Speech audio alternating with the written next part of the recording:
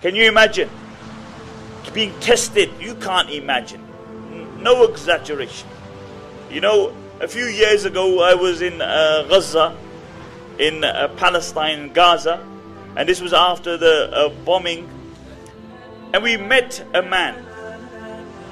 This man, he had 6 daughters. 6 daughters. And the bomb hit his house. Everybody became unconscious. And the father says, I woke up and I was looking for my daughters. Out of those 6 daughters, 5 died. He said, I removed the rubble. He said, my eldest daughter was very loved in the area. She was a very loving person. Every night she would go to sleep with her arms around her 2 younger sisters. Every night.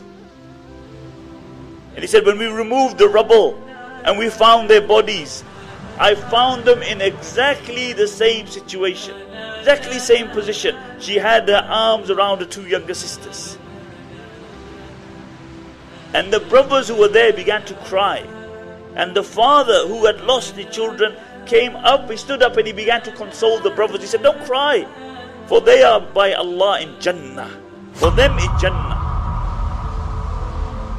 You know, sometimes we look at our trials and tribulations, we think we're having it rough. We're having it tough.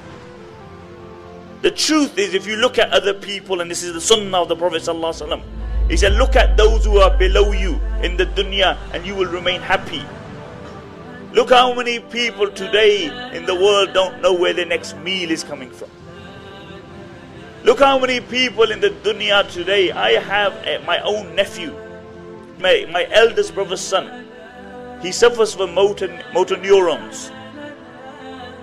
His condition is such that he can't move his arms, he can't move his legs, he can't move any limb in his body. And his state is deteriorating. And just before I went to see him, I had a few things on my mind which were worrying me. When I went to see him, I thought, Subhanallah, how ungrateful am I? You look at his state and you look what Allah has given us. Last week I went to Syria. I was on the Turkish border, one day in Turkish border and the next day I was in Syria. I went to a camp. It was freezing. It was colder than the UK. The weather temperature was minus. And I went to this camp. There are 10,000 people living in tents. Over 20% of those children I saw with my own eyes were walking around with slippers. Can you imagine? No hot water. I had to pray 1 salah there. And I had to do wudu. And then we still complain that we ain't got enough. We still don't do the shukr of Allah subhanahu wa ta'ala. And this is why the Prophet ﷺ said, in the dunya compare yourself with those below you and you will be happy. Because if you compare yourself with those who are more than you, then you will never be happy. What will happen is that you will be on Prozac. You will suffer from depression because people will always have more dunya than you. And the Prophet ﷺ said, لو كان لابن آدم واديان من ذهب لأبتغى ثالثا.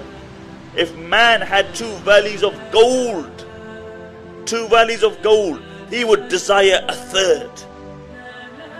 He would want a third. 2 is not enough. And then the Prophet ﷺ said, the only thing which will satiate man is the dust in the grave. When he's put in the grave, then only will he be satiated. Then only will his desires stop. And this is life, my dear respected brothers and sisters. Life is short. Go to the graveyard.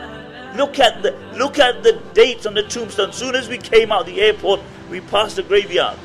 Look at the dates. 1850, 1900. You realize that these people spent more time under the grave, under the ground than above it. And that's my and your reality. That is man's reality. That we come into the dunya Nobody chose to come in the dunya. Did you choose to come in the dunya?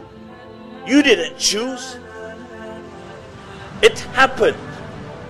And the day will come that you will leave this dunya, and you will not choose the time that you want to go. It's no visa that you apply for. My time, I want to go now to Jannah. No visa. It comes. And it comes all of a sudden. And you leave the dunya involuntarily. You came involuntarily. You leave the dunya involuntarily. So what makes you think that you have any right over the period in between? That period, Allah brought you to the dunya and Allah will take you one day.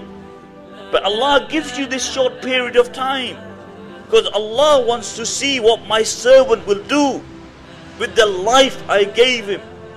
Will he remember me? Or will he just follow his whims and desires? And this is a question that we need to ask ourselves.